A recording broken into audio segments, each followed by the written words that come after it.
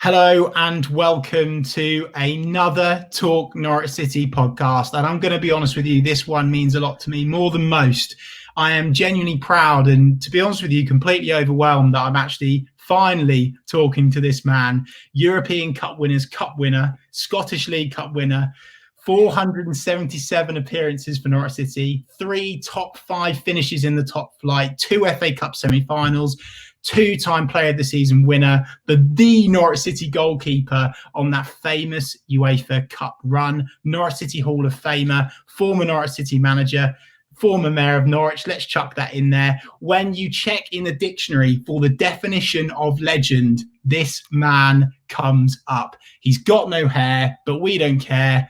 Bryan Gunn. Gunny, first of all, thanks so much for coming on, mate. How are things with you? It's my pleasure, Chris, and you use the word finally because you've been asking me for ages, for the last couple of years at least, and I apologise for not getting this done sooner. You're a busy man. Could you just go over that list of honours again? I've never heard it as long as that. That was fantastic. I loved it. My chest has come out of it now, so thanks a lot for that. I thought I'd back you up at the start, Gunny, because there's going to be some tough questions in this, mate. One of the last things Alex Ferguson said to me when I left Pittodrie, he says, "Look, make sure you set your sights higher than Norwich. You're a top 6 goalkeeper." Wow. He told me I was a top 6 goalkeeper. So I said, "Yeah, fair enough. Yeah, thanks. I took that on board." The other little funny quirk, and Archie Knox, who was the assistant to Alex Ferguson, he said, "Big man," he says, "you know that people go to Norwich to die." Archie, what are you trying to say? She says, "Hey, yeah, people go and retire in Norfolk. That's what people do. They go to die." So I think I took on board both comments from both people.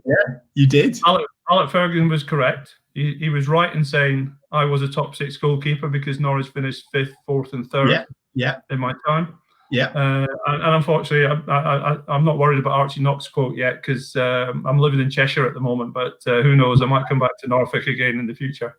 Gunny, I really, for the younger fans that are watching this, you had and still do have an extremely special connection with the Norwich City fan base, and something that I'm fascinated to just try and get my head around is what the hell was this pretending to head the crossbar thing? Why did you choose to do that, and sort of why did you keep doing it? Well, it was something that I must have done as a youngster. Okay. I must have done it at Aberdeen. The other thing that Archie Knox used to pull me up on was pulling my knickers out my bum, and that's something else that I did at Carrow Road as well. So I did it at Pittodrie, but obviously because I only played 25 games for Aberdeen, nobody picked up on the fact that I used to try and head the crossbar there, and I think it was just a habit that I had. 6'3", crossbars, 7 foot, isn't it? Something like that at height. So it was just one of those sort of go up and give it a little, wave underneath it. Gunny, did you do it for superstition or did you do it to please the crowd? No, I did it naturally, and then what happened at Norwich, they picked up on it, and I think it wasn't the first game; it was a couple of games in that people then started going, "Ooh," and I'd go into the back of the net, and then obviously when I picked up that the crowd were doing it, I used to do it. I used to do it a bit more as well, and then sort of end up in the back of the net, and and it used to get them going, used to get me going. It created a bond between us. But obviously the other thing was I still carried on picking my knickers out my bum at Carrow Road as well. So it was something that again another habit, and I still do it to this day on the golf course. So it's a goalkeeper Bryan Gunn thing. I love it. Gunny, we absolutely cannot do this podcast without talking about that UEFA Cup run. We have to speak about it. Bayern Munich, Inter Milan. Was that the highlight of your career, or was it playing for your country? I'm very, very proud to play for Scotland, and unfortunately only 6 times. I must have 600 appearances on the bench between stepping in or being back up to Jim Layton, who again was my goalkeeper at Aberdeen, and then Andy Gorham, who came on board as Scotland's number one after that. So I think I was around unfortunate time in Scottish football, or a fortunate time in Scottish football when the goalkeeping standard was fairly high. And that was one of the other things that I think I helped sort of break the tradition of the dodgy Scottish goalkeeper. You might be aware of Saint and Greavesy, and obviously Ian St. John was a Scotsman. Greavesy, and they used to have this sort of thing about dodgy Scottish goalkeepers, and like if they found a picture of Alan Rough letting a goal in against Peru, that would be shown forever. And this dodgy Scottish goalkeeper tag was certainly there when I started at Carrow Road, but hopefully after that first season of finishing fifth and a few good performances, that quickly got rid of it. But yeah, I mean that's a good question, Chris, and it's I'm not sitting on the fence. I mean, I was very proud to play for Scotland because my mum and dad were there. Yeah. It was actually at Pittodrie at Aberdeen as well, because it was a pre-World Cup game in 1990. And I think I had about 25, 30 tickets in the crowd that day with family and friends, and a very proud moment. But I have to say, getting beat 3-1 by Egypt doesn't make it a highlight.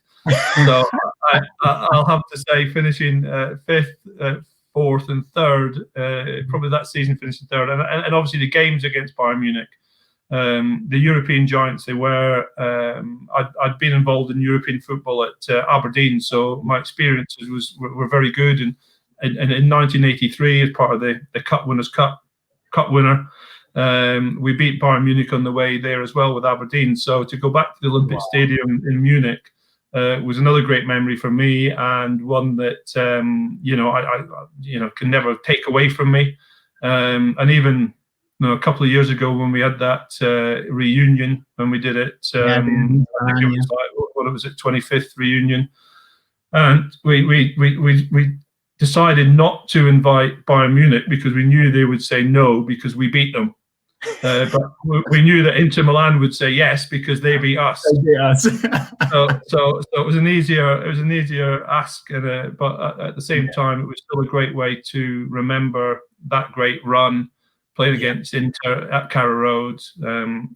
All of us in our mid-50s and still playing in front of like 20,000 fans. That was a magical day in itself. Gunny, what do you remember of the atmosphere when Inter and Bayern came to town? Like I think a lot of Norwich fans, something that we miss now more than ever before is the atmosphere.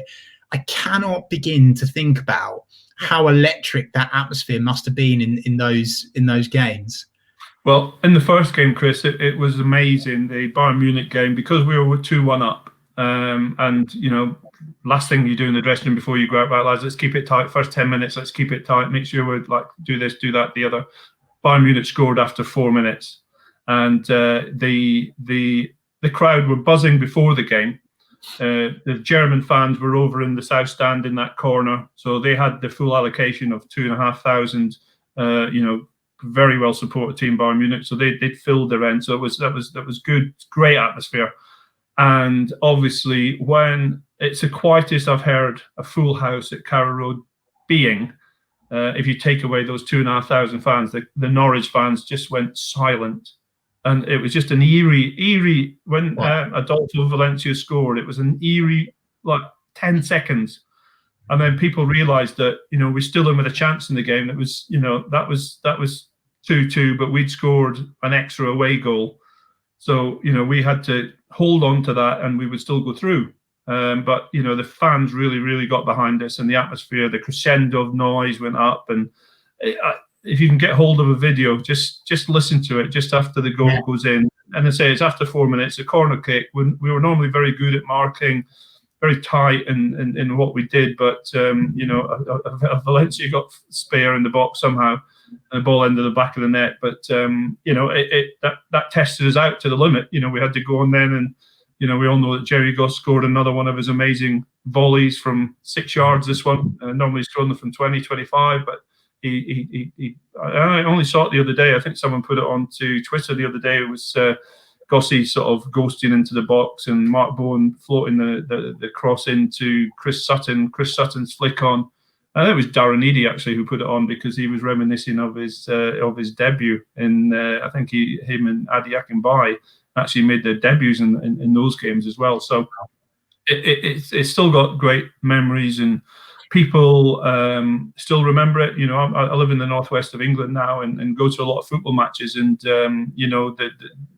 they remember me because of the great Norwich City days in Europe, and we only played 6 games, didn't we? So Sure. they remember that, and I think everyone likes beating Bayern Munich and the Germans. So it's like the fact that we did that was we're national heroes.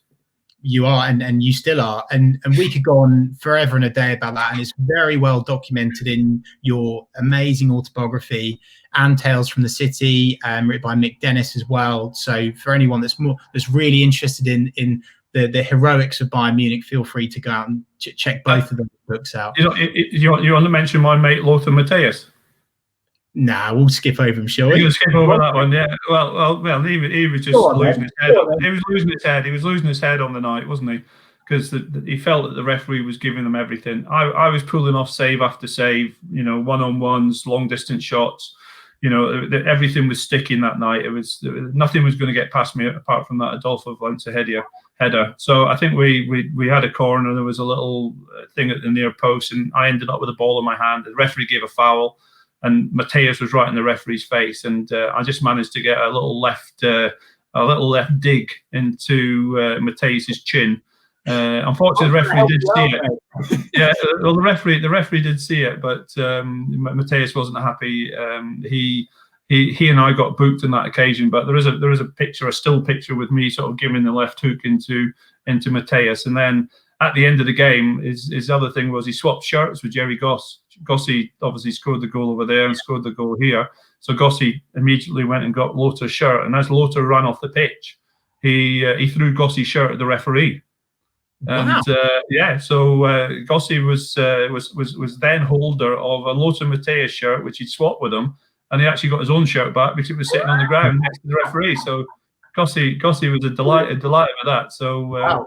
But yeah, no. Again, just nobody can take those things away from us. We've been there, we've done that, and it's great memories for everybody. I'm glad that people still remember it. It's a hell of a long time ago, but the fact that people still remember it is fantastic. It's something that I immensely struggle with because I was literally just alive at that point. It was I was just born. Honestly, I was literally just born. So my old man was. Probably watching that on the box as I was probably a baby at the time, being looked after by my mum, etc.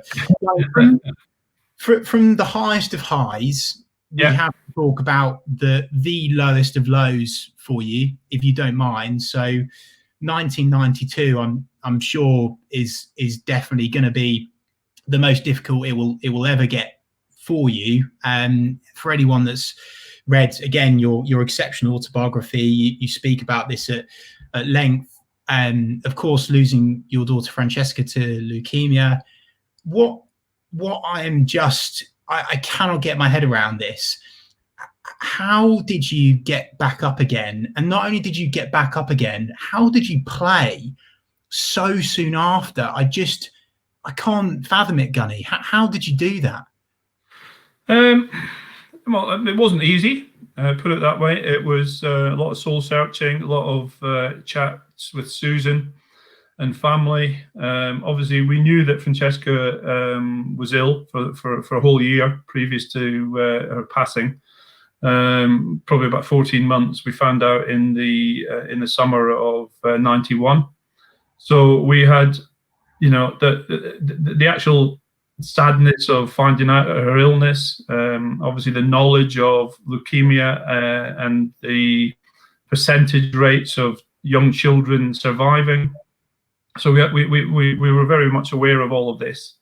We had a number of occasions when we thought that Francesca had cured from leukemia. She'd had treatment and things had gone well, only for it to come back. So we had that on a couple of occasions. So we had so many highs and lows as well along the way. of the journey as it was. It was a journey, I must admit. It was it was often a journey between Norwich and Cambridge. The regional hospital at Addenbrooke's, where they looked after her, but also the old Norwich and Norfolk Hospital. We had many occasions in there, with her when she even if she caught a small cold, she would have to have some sort of medication because of the ferocity of the chemotherapy. So I think when she finally came to pass in the October. I don't know if you know the build up to the games, but we actually played at Blackburn on a Saturday, and we got beat 7-1 that day, and I sort of knew that weekend that that was going to be the last weekend with Francesca. But at the same time, again, Susan was pushing me to carry on and be strong. I actually flew back with the chairman, Robert Chase, after that game. So I was back in Norwich fairly quickly after the defeat, which was a horrible defeat. Yeah. It was a horrible weekend. It was raining. It was we were staying in a dull hotel. It was just nothing of that weekend. Well, it registers, but it doesn't register at the top of my brain list. And that week, Francesca passed away. And, we had to go through with funeral arrangements. We knew, we had a local funeral service, people that looked after everything for us. And Norwich played against, I think it was Carlisle. I think Mark Walton played against Carlisle on a Tuesday night, the day before the funeral. We had a funeral in midweek, and, the managers came, Mike Walker and Alec Ferguson was at the church, and all our friends from all over the country had come. So we'd had a long knowledge of the illness, and I think when Francesca passed, I think it was for her, the best thing, because she was going through such horrible treatment, and again, I wanted to show people respect in her and proudness in her and her fight. And she was only a youngster, but at the same time she still fought her way. She used to come to games in the players' lounge and play with the other kids in the players' lounge, and treated as nicely as anyone else would have been. So I think that it was out of respect to Francesca that I decided to play on the following Saturday, which was against QPR in a league game at Carrow Road. I'd done some private training sessions, I remember at the time, with John Dean. And when the lads had been in the morning, I used to come in the afternoon and just do all of that week of the funeral and the week of the match. I used to come in and train on my own with him. And I've total respect for John Dean and the way that he coped with looking after me as well, because that couldn't have been easy for a coach to do that. He had children of his own. We were very, very close as well because of our success that season. So it was something I felt I had to do, and I do remember coming out with tears in my eyes, when the game started.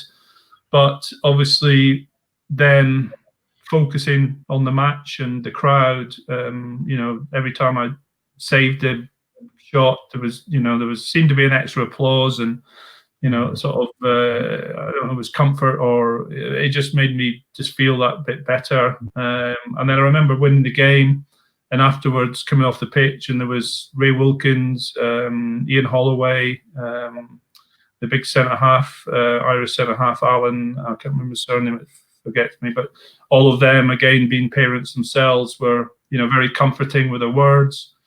And that was it, Chris. It was just a case of getting on and trying to get back on the bike, as they say, as quickly as possible. And it was heartache. It still is heartache. We never forget Francesca. But it's something that we do visit our graveyard every time we come to Norfolk, and We've got good friends that look after the grave for us as well at the moment when we're not there. So she's always in our mind. Do you think, Gunny, that Francesca almost gave you even more desire to succeed? Because I still don't know how you got up again. And not only did you get up again, you went on achieved and ended up having just such a phenomenal career. And I just, mate, I don't know how you do it, and I applaud you. And I'm obviously terribly sorry. And I think that's probably part of the reason why, you know, you've got such a special relationship with the Norwich fans. You know, I wasn't there, of course, but I remember reading, you know, tales of the atmosphere and the connection and the charity fundraising and the amount of money raised. And, you know, it gives me a lot of good energy, actually, that, you know, the Norwich City fans, you know, really had your back. And you must look back at that with some nice memories as well as bad memories. Is that okay to say? Yeah, you know, it's very much okay to say, because, as you said, the fans were a big part of it for me. As I said, they helped me through that first game. You know, I was aware that there was a comfort, or, you know, people, probably everybody wanted to cuddle me on the day. But at the same time, then my accountant Keith Coleman, who came up with an idea to raise some money for leukemia research, and the idea was then that fans would sponsor Norwich City's goals for the rest of the season. Amazing. It was called Gunn's Golden Goals in the Evening News, and I think it was sort of, if I remember rightly, it was in the Easter time that started, and probably the last 7 or 8 games of the season. And the first game we got beat 5-1 on the Easter Monday. But the great thing about that, Efani Kuku's goal started off the fund. Yeah. Then we went on to have some amazing games. I think we beat Leeds 4-0 at Carrow Road. We drew 3-3 with Middlesbrough last game of the season. And all of the goals totaled up. Then we were hoping to raise, you know, maybe £5,000-10,000 at most at the beginning. Wow. And there was £25,000 in the kitty after the goals that Norwich City had scored, and also we finished in that 3rd place, which eventually got us into to Europe. And yeah, so that was the start of the fundraising as such. The following summer, we did a big charity auction where we invited all of the Football League clubs, not all 92 clubs, to donate something to a charity event, which we held in the old Norwich Sports Village. And again, then we raised a hell of a lot of money. Then there was all sorts of things, and Gary Lineker had given us a talk. His son George had leukemia at the time as well. But you know, fortunately for George, he's still alive and well to this day. So that's fantastic. Wow. But you know, we were raising money in different ways. People were coming up with their own fundraising events and sending checks in. We did I think we did another book with a local guy called Dave Chisnell, which we ended up selling and doing well with as well. So that was with a sort of a cartoon illustrator in. I found one. There might be one in this drawer in front of me actually.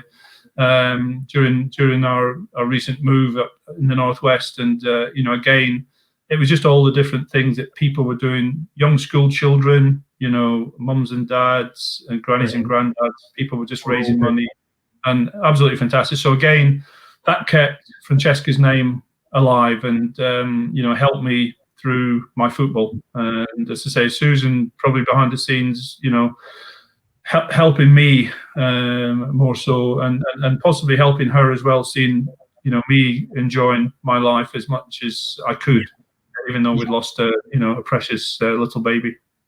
Your family have played such a pivotal part of your career. It's not just been your family life. They've very much been a part of your career for quite a few reasons. Actually, I know how much of a close-knit family you are.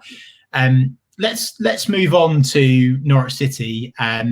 as not a player now.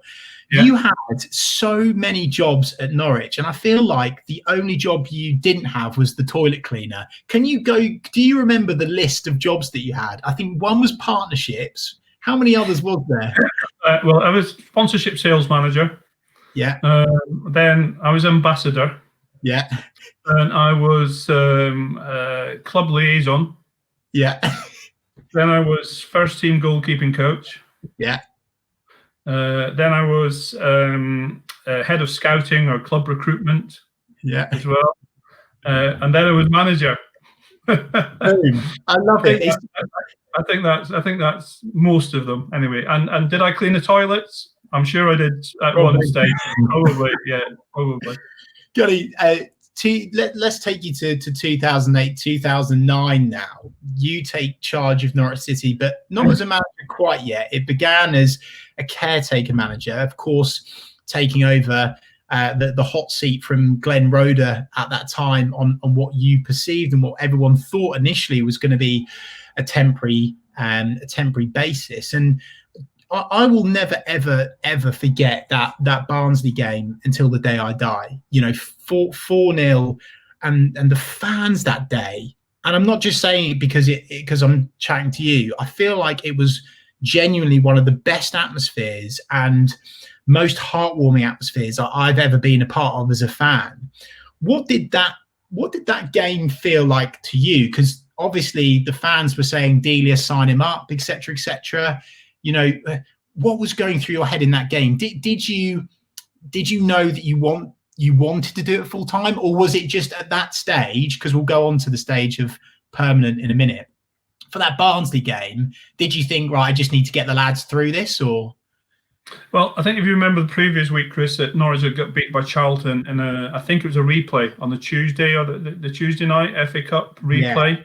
So, yeah. And that was on the back of a bad run of results, unfortunately, under Glenn. And I think it was on the Wednesday then that Roger Mumby and Neil Doncaster came up to the training ground at Colney. Obviously, as football people, these things are about to happen or could happen. And I was in an office across the corridor from Glenn.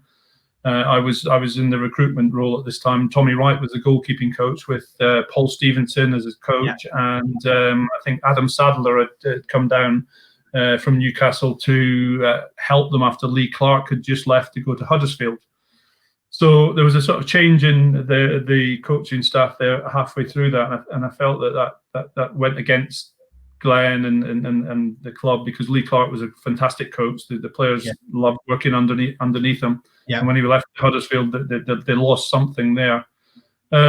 So obviously the inevitable happened. Glenn popped his head into my office, like, "Sorry, big man, that's the end of the road for us." And we shook hands, and he left the building, as did the other lads as well, which is never an easy time at any football club. It's like, and these things happen so quickly that you don't really get a chance to say the right things or, do the right things. So I was left in the sort of the administration side of the offices. Nobody else was really there. Roger Mumby and Neil Doncaster sort of popped their head in and said, "Well, what do you think?" And I said, "Well, the first thing you need to do is decide who's taking the team at the weekend, because it was a big game against Barnsley.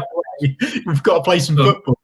Yeah, you need to decide who's doing that. And then, I said, "Look, I'm happy to hold the fort if that's the case." And Tommy Wright had stayed on. He was also going to be there. So I know that Tommy was a very good coach. He had coaching badges. And then I also got Ricky Martin involved, who was the academy manager at the time. Yeah. And Ricky, again, was a young, enthusiastic coach, but then went into a more administrative side of running the academy. So I said that, we would take the team at the weekend, and, I just asked the lads to make the training sessions as bubbly as possible. Let's forget about the previous results as you do, right. And lift the spirits, and get a smile on people's faces again, and that's what we did. And I think the Thursday and the Friday training was very good, very sharp. I can't remember if there was many sweeping changes to the lineup, but I remember asking Darryl Russell to play in a more forward role. Rusty obviously was a central midfielder and wanted to come late into the box to score the goals. But I'm not sure if we had a striker at the time. And obviously, I wanted to get Wes in the team. Wes had to play. Yeah. And we sort of devised a system that got him in there. So it was a case of trying to get everything ready for the game on the Saturday, and that was the focus. But I also forgot that I had an invitation to Maggie Park, who you know very well, Maggie and Trevor, her 50th birthday celebration up at the Holcombe.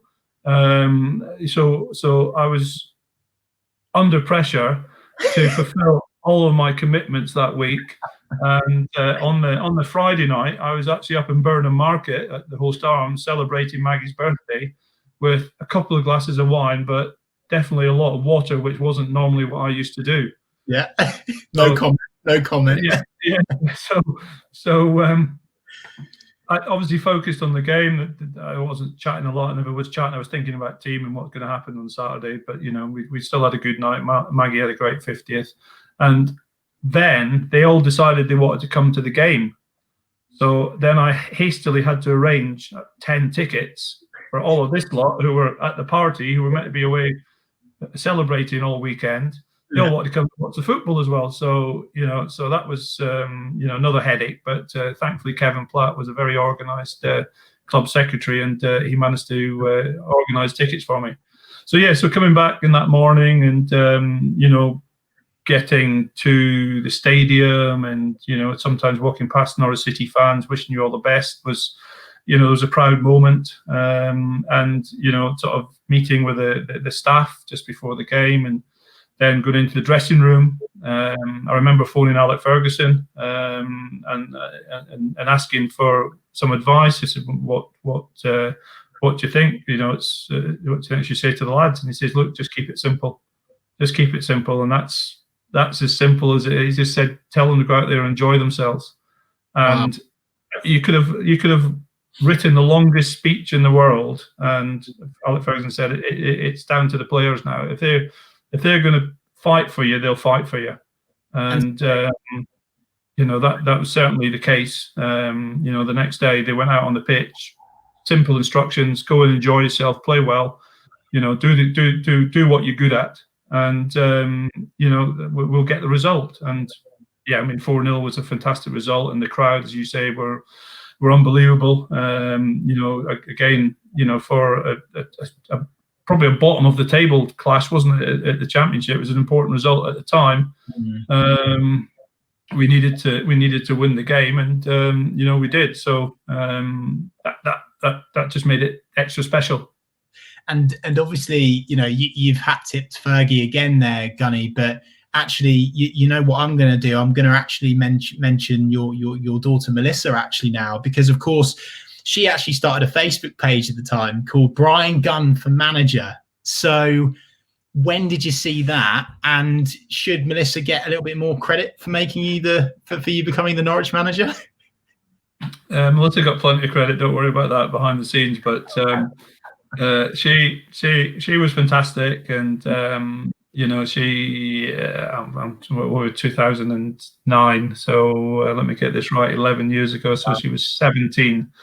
So it was a fantastic thing for her to do, to back me 100%. I mean, she obviously is a free spirit, and she did this off her own back, and did it work? It probably had a big help in encouraging some people to sign a petition, especially of your age and friends, circles that she had. And it's something that was strange, wasn't it, at the time, because to have a Facebook page about football was not the in thing. I can't remember too many other managers getting a job because of a Facebook campaign. But okay, we'll take that.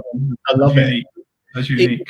It really was such a bonkers time, and now at the point, I'd really like to ask. There's quite a few points on this, Gunny, actually.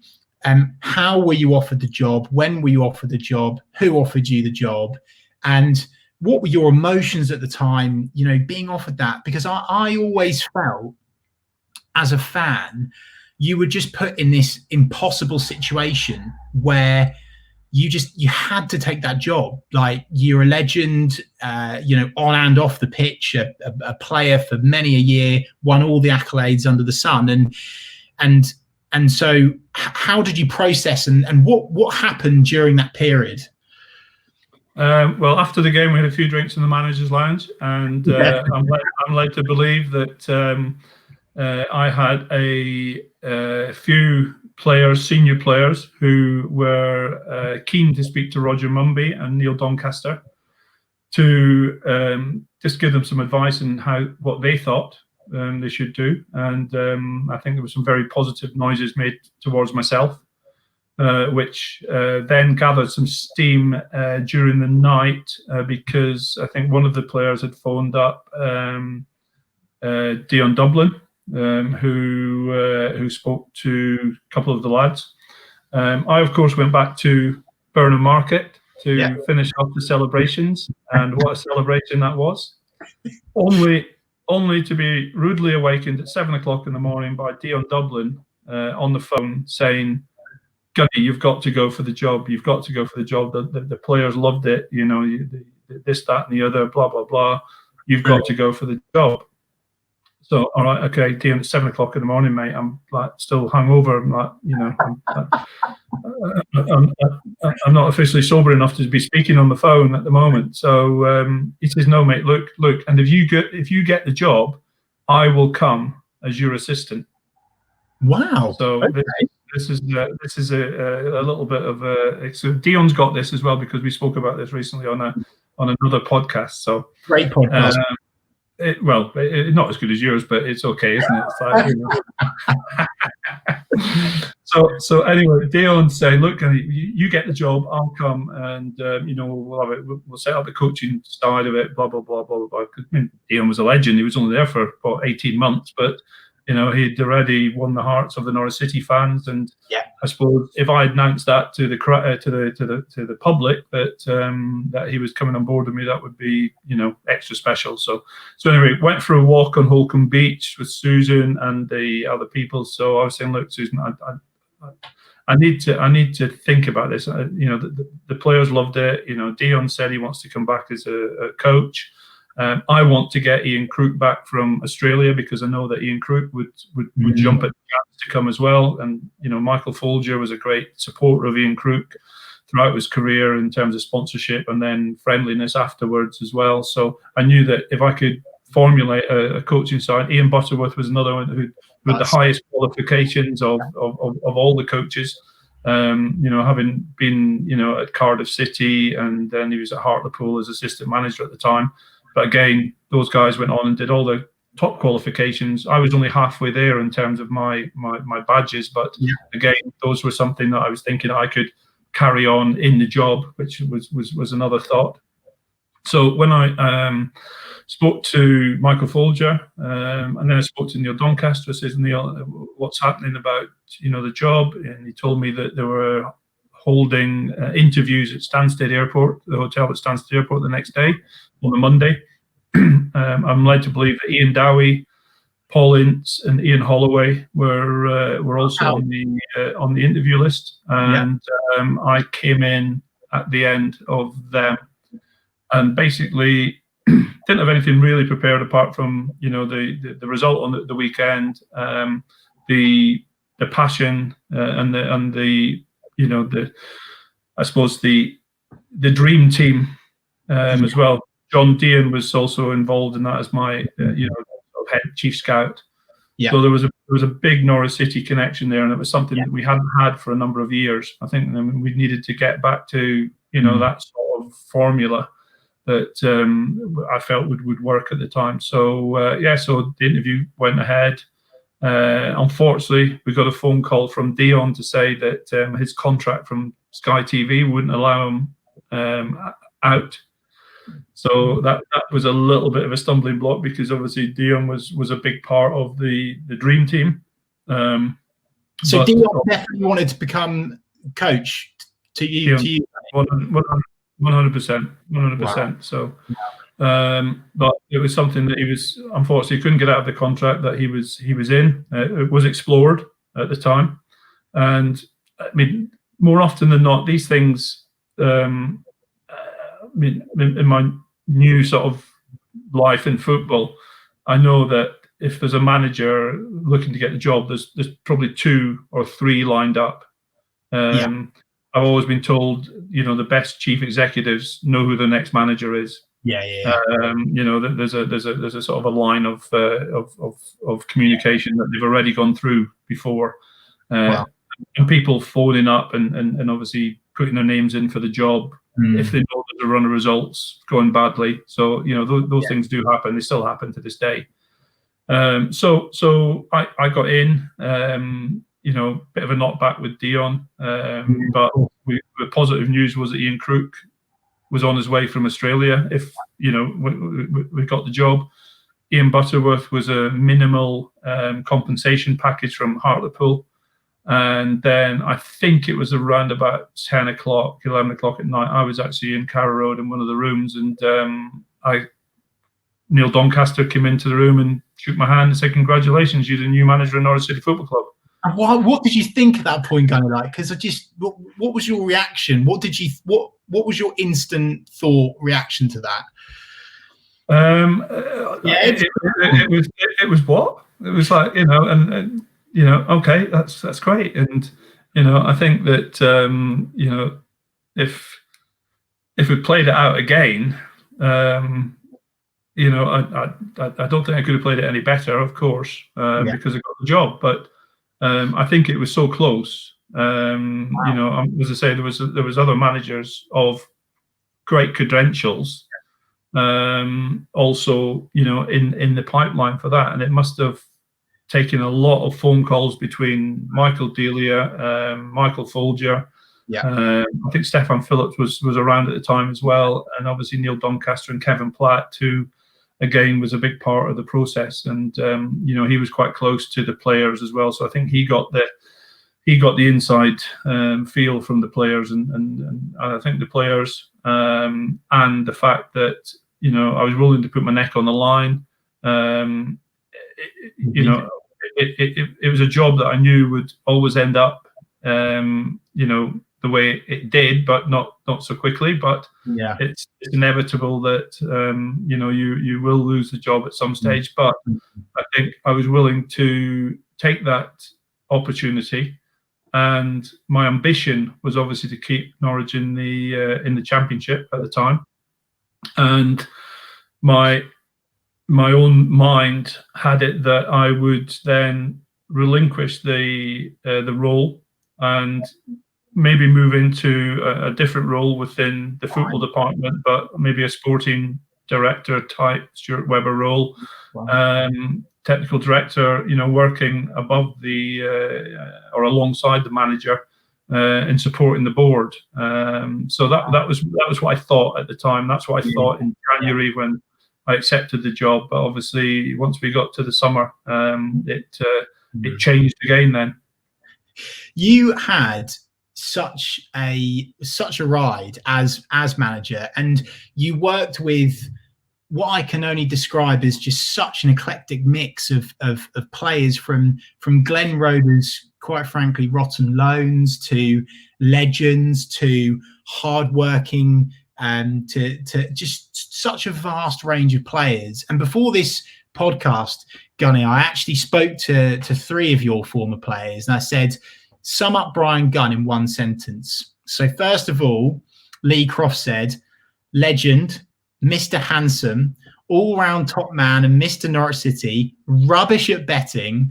I'm always taking money off him. He's scared to play me at golf, always an excuse. What's your reaction to that? He lives in fairyland, that boy. I tell you what. He lives in cuckoo land. He does. And I told him at the time when he left Norwich City that he wouldn't find a better club than Norwich City. And to this day, he regrets leaving, doesn't he? You speak to him as well. So I think obviously the financial elements of his move were great for him and his family. And he had to do it at the time. But if he'd listened to me, he would have being back in the Championship very quickly, and he knows. He knows. Yeah, And but beat me at golf, never. And the second player I spoke to was Fozzie, Mark Frothingham. He said he's a big family man and one of the most genuine guys I've ever met. Big love for him. What was it like working with Fozzie? Fozzie was so enthusiastic and fiery was good. I didn't mind fiery because we can all be fiery. It was a passion that I liked. I mean, obviously we're from the same country. Obviously the hardest thing was telling him he wasn't playing in one game, and he kicked off, which was fine. I mean, we had a blazing argument in the manager's room when I told him he wasn't playing, and so he accepted it and got on with the job and put him on the sub later in the game. He went out and played away. He stood up in the dressing room after I think the second or third game at Doncaster away. And I don't know if you remember. I think we drew 1-1. It was a late equaliser in the game, and we were working really hard for each other. Arturo Lupoli went on and basically jogged around. One of those sulking performances because he was on the bench, and he was put on for a reason. He's put on to work hard for his team to close down.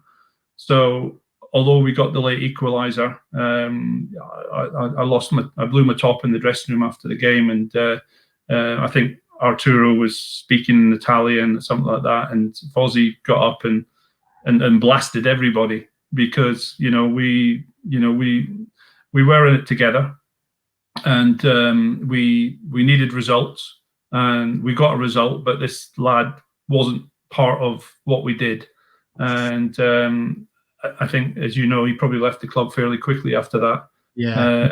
On the next plane to Italy. So, and I think you mentioned it there. We didn't have long to work in the transfer market. So, but you're going to tell me another player now, so I'll listen to that. But yeah, Fozzie and I, we had a great relationship. Very professional. And obviously, the day that he left the park, when he came off and went straight down the tunnel, I know you've spoken to him. Spoken to him about that, and he knew then that he wouldn't play for Norwich City again. And we came to an amicable arrangement that seen him leave the club and go on and continue his career elsewhere. And I've spoke to him recently, so again we've not fallen out on the back of this. We still remain good friends. He's a top man, is Fozzie. He really is. And then the final man, he's a man of few words, is none other than the Norwich City legend, bona fide legend, Grant Holt. And he just said, would liven up any room. And what I want to say about Grant Holt, Gunny, and what I want to ask you about that squad is,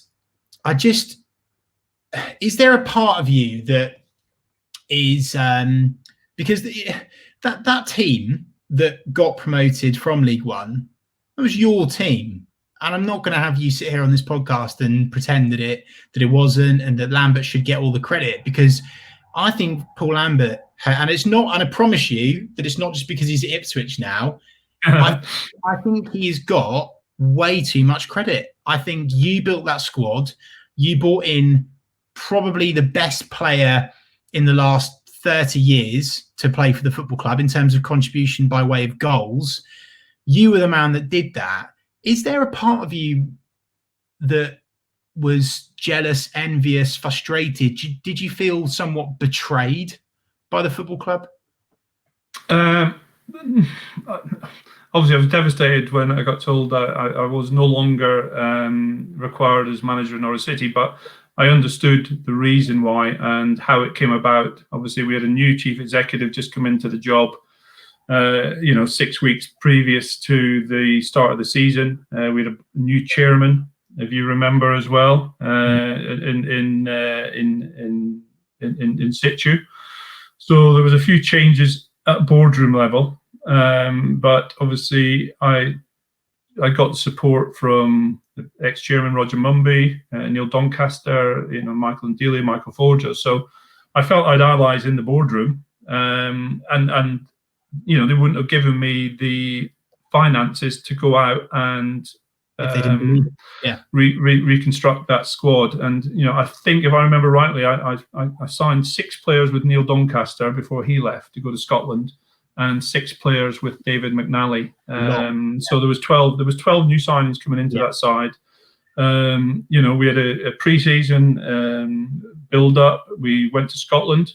I don't know if any of the lads have told you about this, but we went to St Andrews, and we stopped I stopped the bus outside the old hotel at St Andrews, which is obviously the one you see on the golf course, the famous one on the 17th that the players drive across. And I said, look, had we stayed in the Championship, we'd have been staying in that hotel. The fact that we got relegated, we are going to be staying in the halls of residence. And so just to let you know, if we do get promotion next season, we'll be staying in that hotel. Nice. So that was just a little motivation, and sort of also remember where we are. This is we're not in the place we should be. We're in lower levels than we should be. So I think that was taken on board. I felt we had a good pre-season. We signed one of your other friends, Jens Bersalascu. Yeah, who'd come on trial. He came into our training camp and played in a pre-season friendly against St Johnstone, which we'd organised at the training grounds at St Andrews. And the thing that impressed me and Ian Butterworth about Jens was when the goalkeeper kicked the ball over the halfway line, Jens headed the ball back to him. It was like the best centre half header that we'd ever seen. And he was tough, he was professional. He wanted to come to Norwich to play and help us get promotion that season. Who else we talk about there as well? So yeah, we did pre-season, then we came back, and I think we had some injury doubts, didn't we? I think that Michael Theoklitos was carrying a hip injury.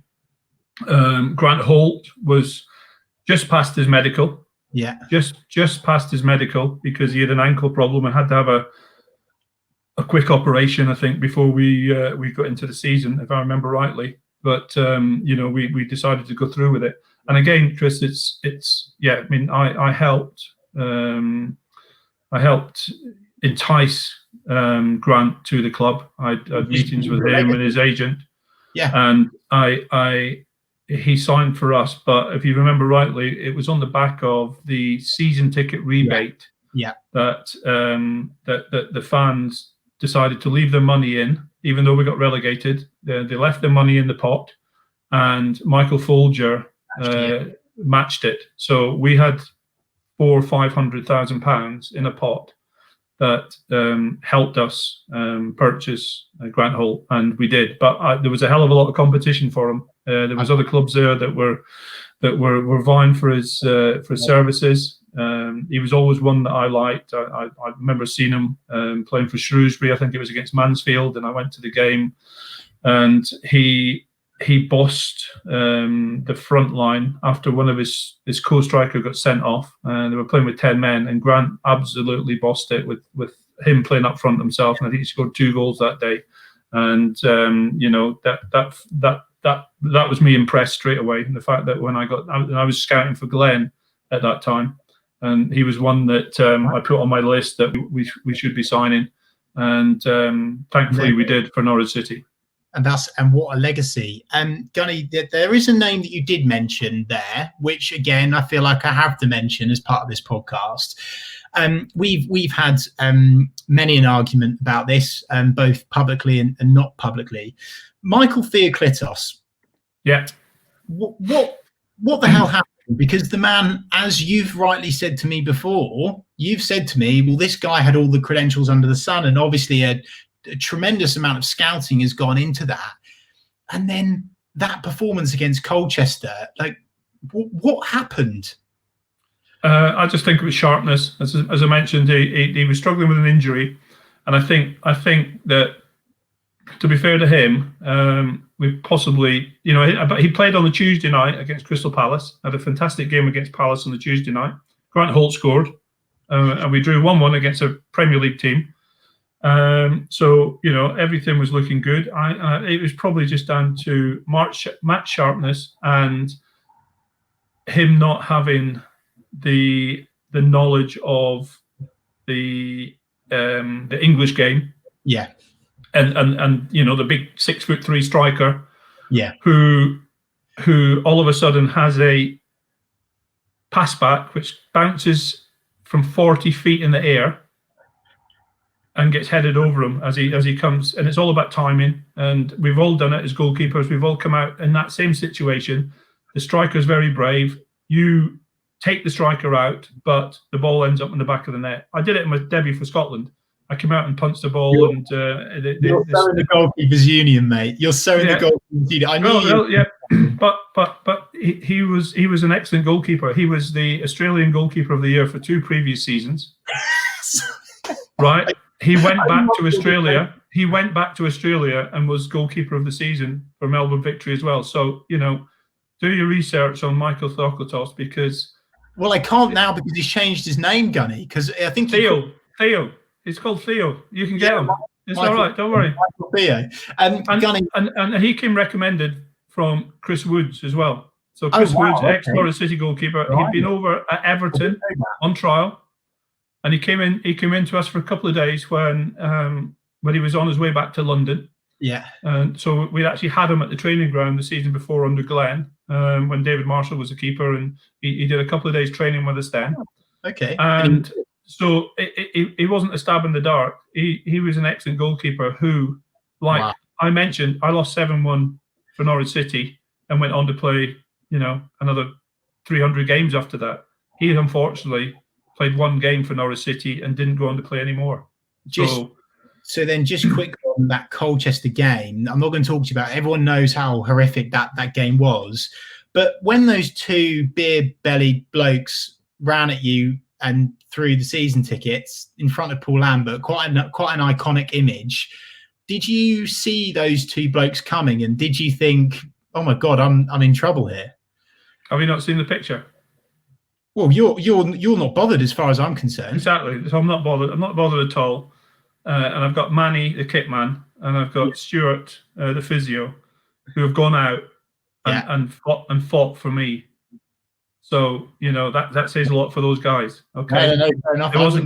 I wouldn't take you on, mate. Yeah, me just talking to you now.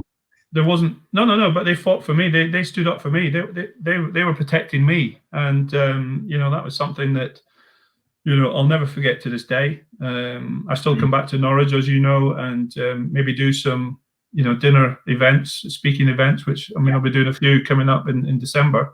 But I always take 2 cards in my top pocket and hold them up just in case those 2 guys are in the room. Because come and get them for yourselves. Right, so I know. Hey, look, I can understand the frustration of the fans, and those two, father and son. You couldn't write it in a book, that one, could you? But I totally understand the frustration and the well, I don't know what they were showing. I don't know if it was passion or whether they were showing just disgust. I think it was more disgust, and I don't think they've seen another Norwich City game since then, have they? I don't think so. And Gunny, speaking of disgust, and something that we've spoken about off air round the family table on a couple of occasions now, but I would quite like to make this public. David McNally, how did your relationship start and how did your relationship end? Because the way you lost your job was absolutely disgusting. So it started positively, as I said. We signed 6 players. Obviously, David came into the club. He didn't know me from, he obviously knew about my history with the football club. And I'm sure that they had board meetings, and I'm sure he was one of a couple of candidates who were going to get the chief executive job. So he came with a good pedigree as well from Celtic, I think he'd been at Fulham as well. Yeah. So, Yeah. you know, he'd been around and obviously been well recommended, I think, to Michael and Delia by Roy Hodgson. So he'd worked with Roy. So, you know, credentials there of somebody who knows his stuff and, you know, will get things going. So, you know, yeah, that's fine. Not a problem. I think Neil Doncaster had left to go to Scotland, the Scottish FA job. So he had another job lined up as well. So you know, changes in football. Alan Bowkett was the chairman. He was a gentleman who was a sort of a chief exec of a building company, or a chairman of a building company, if I remember rightly. And he was a member of the Ambassadors Club, which sit on the left-hand side of the director's box. Yeah. So he was a part of a group of business people who I think donated £10,000 or £15,000. They were called associate directors when Norwich were and the club were trying to do some extra fundraising. Yeah. So he was privy to a lot of the board level chat then, and I think it was just another change of face. Roger Mumby was fairly unwell or coming into a stage of not being well enough to carry on the job, and there was a change at boardroom level as well. So I had to work with him. As I said, we signed 6 players, and I think that Grant Holt was one of them. So I'd have been on the phone to him, chasing him, asking him when Grant was coming to the training ground. You know, have we agreed a fee? Blah blah blah. What we do now, and just normal chit chat between a manager and a chief executive. And likewise, the other players that we signed, you know, he was part of those signings as well.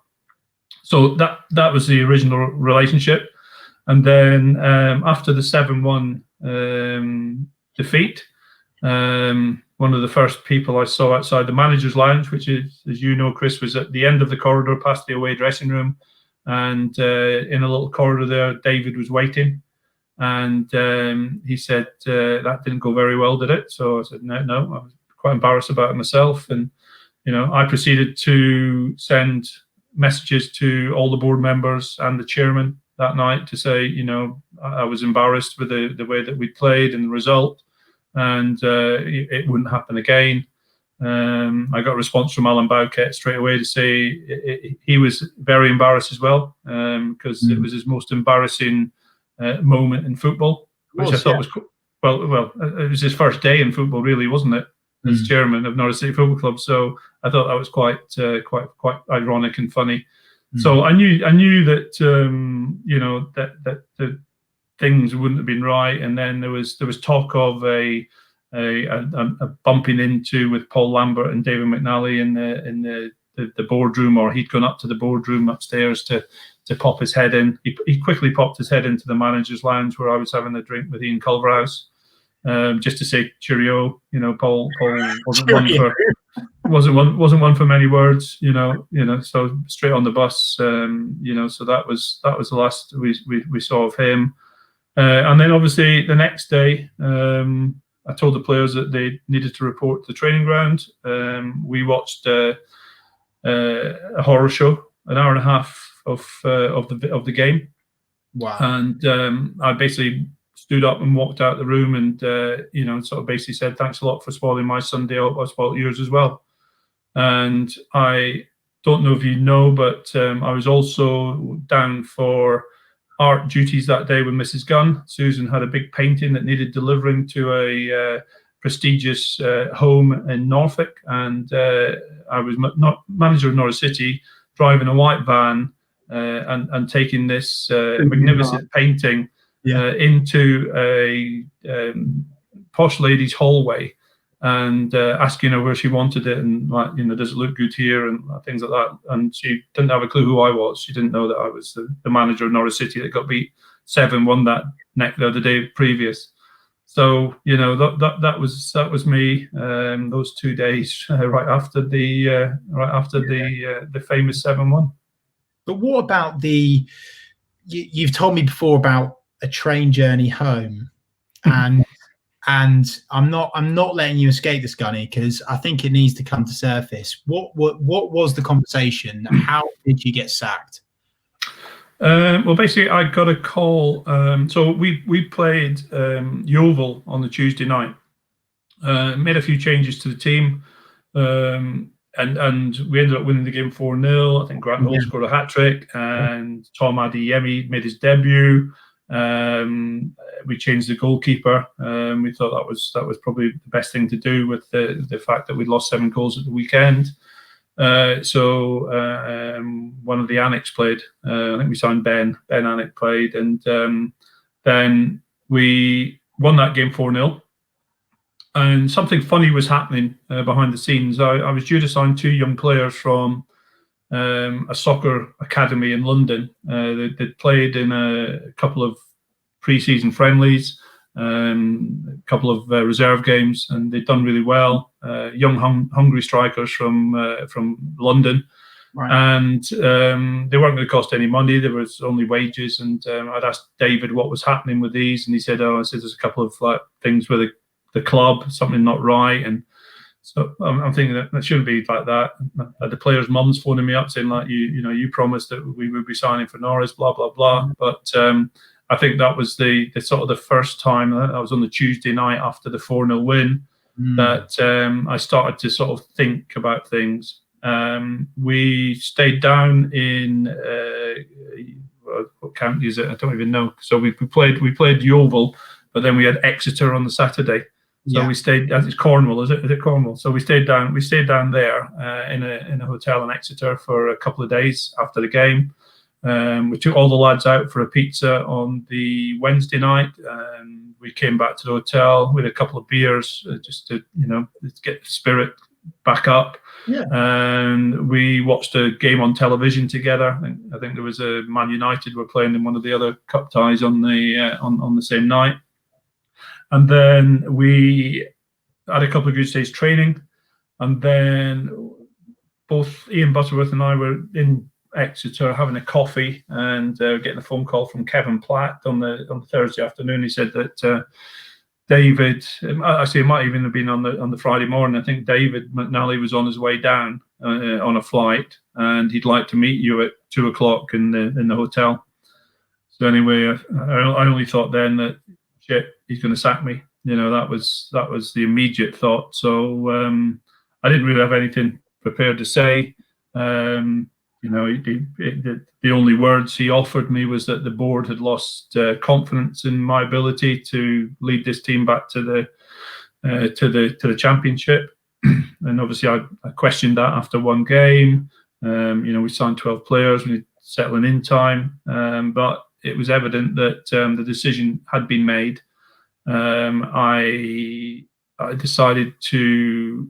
I asked for some compensation as such.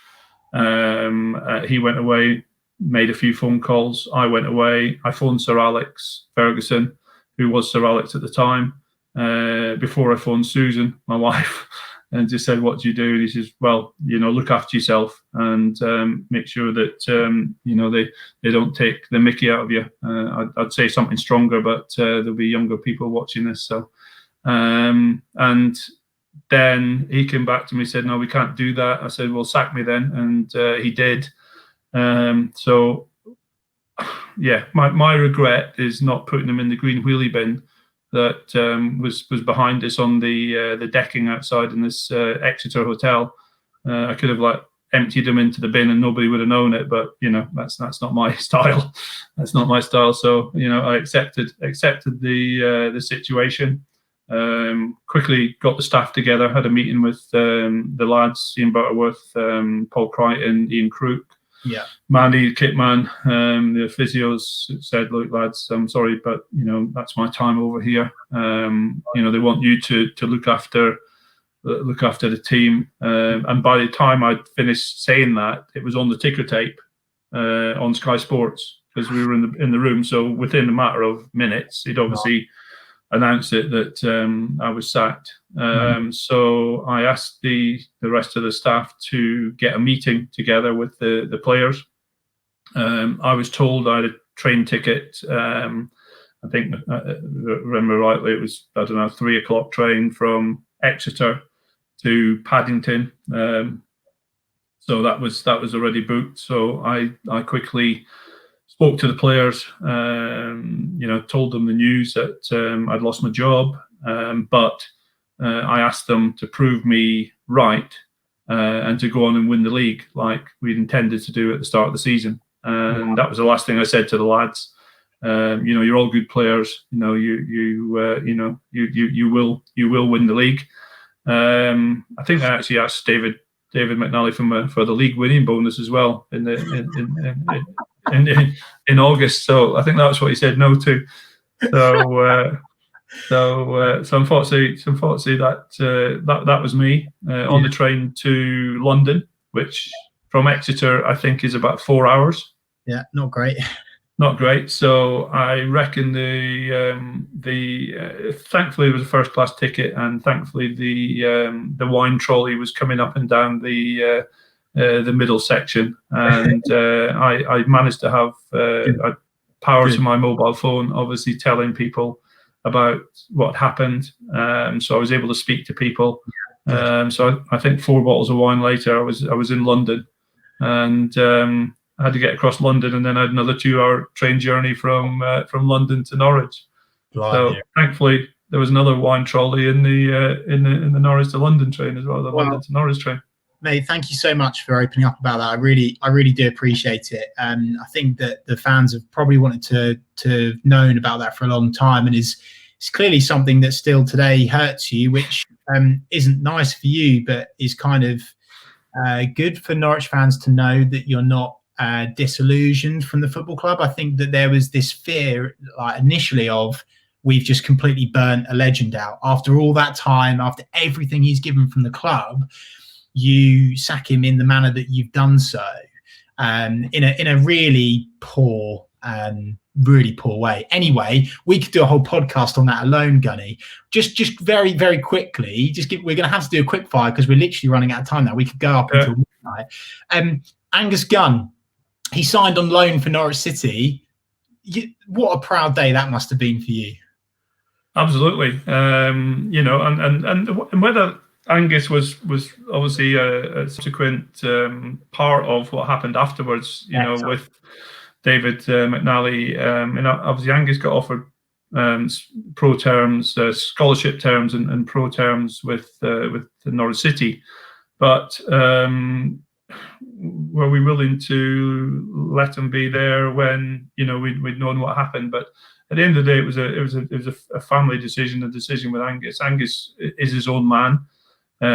He was 15 at the time, and he decided that there was other clubs out there, and every time the awkward thing was going up to Colney, watching Angus play games on a Sunday morning, watching the first team train, and there was Paul Lambert's car in the manager's space and things like that. So our paths would cross, of course they would.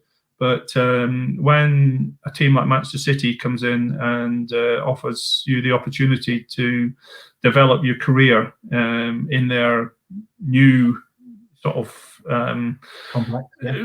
new complex, and all the facilities that they can offer. Obviously, Norwich was still a League One side when these discussions were happening. It was a decision that we did as a family. There was a meeting in the house, and we did a Sunday lunch with a clipboard, and the kids were trying to figure out what I was doing out. So I got the clipboard out, and I drew a map of the country. And there was a lot of clubs interested in Angus at the time, and Melissa was just going to university in Manchester. Susan was from the Northwest. There was a lot of activity around the Northwest. Wow! And I was obviously just relieved of my duties at Norwich City at the time, so I was the most flexible out of anybody. There was no reason for me to stay in Norwich or to go anywhere else. But so the decision was taken to go to Manchester City, and Angus finished his schooling. Obviously, Melissa went to university. Susan moved her art practice, from Norwich to the Northwest, and I ended up getting a job with, a sports agency, which, because of my knowledge of the game, I was going to matches, speaking to people, speaking to parents, and I was picking up a lot of information. So on the back of that was offered the job opportunity, which it's lasted 10 years, so it can't be that bad. And then Angus, he's did his sort of time, played for under 23s, learnt from Patrick Vieira, who was his manager, and there was goalkeeping coaches Zabi Maniscador who worked with Angus as well. Angus was training with Joe Hart, and different international goalkeepers. He was going down to St George's Park playing for under 16s, under 17s, under 18s. So his career progressed very quickly as well. Yeah. And at a young age then got the opportunity to ironically come back to Norwich City on loan, which was amazing. Stuart Webber was a person I'd known and come across as some of his other roles at different clubs. Yeah. So there was always the sort of the dialogue that we'd have, and then when he came and asked if Angus was available for that opportunity, that was incredible. So that made our home trips into 250 miles, 500 miles every weekend. Were you a wee bit nervous about that though, Gunny? Because I know that you've said that obviously, and this is the thing. I think people said, well, he's not had any game time. He's not actually played at a level yet. But I remember messaging Angus, and he was like taking shots off Sergio Aguero, and so he took to it like a duck to water. But the Norwich fans were nervous, and I must admit, I was so nervous about that. I didn't need to be in the end, but every time I was just so worried about like Angus conceding or Norwich getting smashed. But what was it like for you? Was there an added pressure because of your history at the club?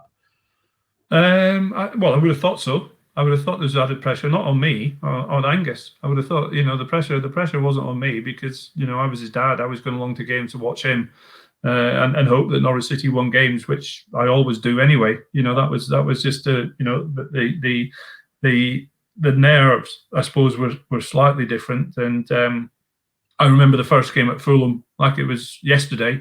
A 1-1 draw, but as soon as social media started and another legend's son, Tom Huckabee, starting off the Angus Gunn song on a riverboat coming along the Thames, and I thought that was fantastic. And he made a couple of saves, big saves in the game. He proved his qualities. Even though he was a youngish goalkeeper, he was, he had the ability to play at that level. There's no doubt about that, and I think he showed that with Norwich City. It's just a shame that there was no real challenge that season to get them into the playoffs. It was it sort of dwindled away at the wrong time.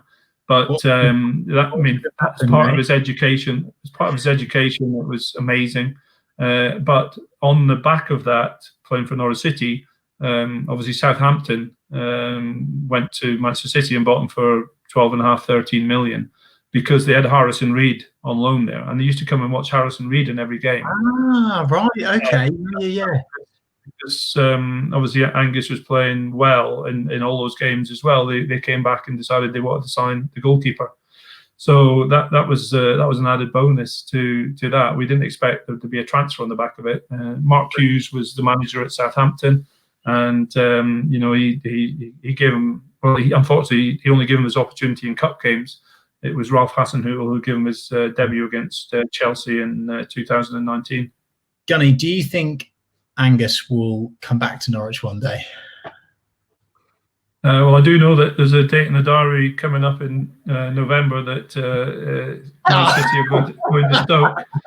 Well done. Well played. I know. And then hopefully we're still in the team at the end of the season. I think it's around about March and April.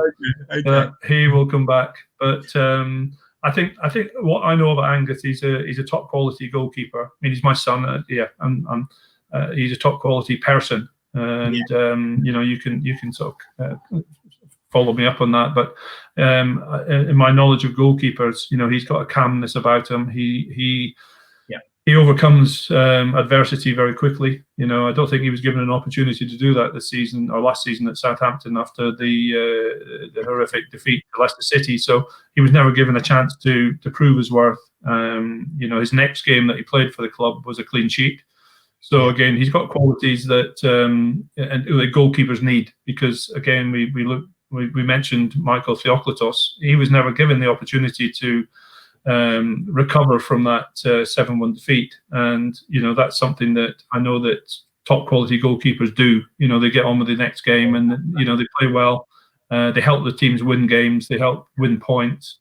And Angus wasn't given that opportunity, but since he's come to Stoke this month, he's really enjoyed it. He's I think played 3.5 games now, and they've had 2 victories, 2 clean sheets. I'm looking forward to coming up against him. I'm not, because I'm going to be like, I don't know what I'm going. I obviously want Norwich to win, but only by 1. 0-0. You've got to hope for 0-0. It's like Mate, I think I know the answer to my initial question, but we won't go there today. Lastly, Gunny, we could go on all night long. Thousands and thousands of Norwich fans are watching and listening to this now all over the world. Do you have a message for them, particularly because of your time as manager as well as player? Yeah, well, it's something that I'm so privileged to have played 477 games for one club. Hopefully I was doing the right things. There was 5 or 6 different managers over that time that kept me in as number 1. I learned my trade well at Aberdeen, and then one of my ex-teammates came and asked me to sign for him at Hibernian. So again, it's that reputation you build up in the game, and people give you respect, and I feel I've had a lot of that from the football fraternity. I've had that from the fans, not only of Norwich City, but opposing fans as well. When I do bump into people at games and speak to people about certain things. So and to be manager of the football club as well was fantastic. Although it didn't end in a nice way. To be given the opportunity, my only regret is we didn't stay in the Championship that season, and then I could have maybe furthered my roles as special roles at Norwich City that we talked about earlier. Sporting director, technical director, whatever it may be. But then again, Stuart Webber would be after my job in a few years' time. And he seems to be doing a great job as well at the moment. So, but hey, look, I look back at my time at Norwich City just before lockdown. I was in Norwich on March the 12th. I renegotiated a new contract for Aston Oxborough, who's one of our young goalkeepers at the sports agency. That I played golf on the Friday morning with some guys who'd sponsored myself and who's Dean Ashton to play with them with the Community Sports Foundation. So we raised nearly £1,000 that day for the Sports Foundation.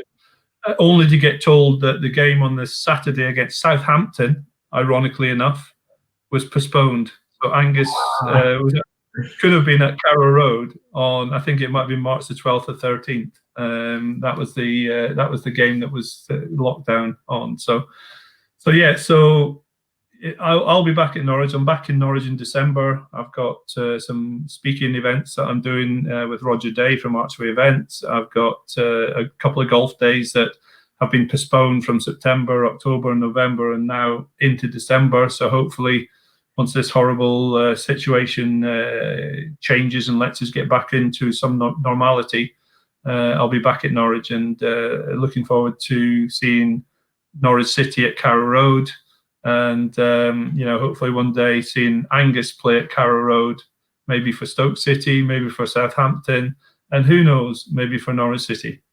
Well done, good speech, Gunny. That is it. Thank you so much for coming on, mate. I really appreciate your time.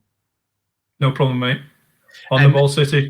No, thank you very much, mate. Thanks for saying on the ball, City. You beat me to it. And if you've enjoyed that podcast, make sure you subscribe. We are just about to 20,000 on YouTube now. Make sure you get us there as soon as possible. And if you've enjoyed this podcast, feel free to give us a tweet. We are at TalkNorwichCity, and go on, give Gunny a tweet as well and make his day. Thank you very much for watching. And as soon as Gunny's already said it, I'll say it anyway. On the ball, City. Come on. Never mind the danger.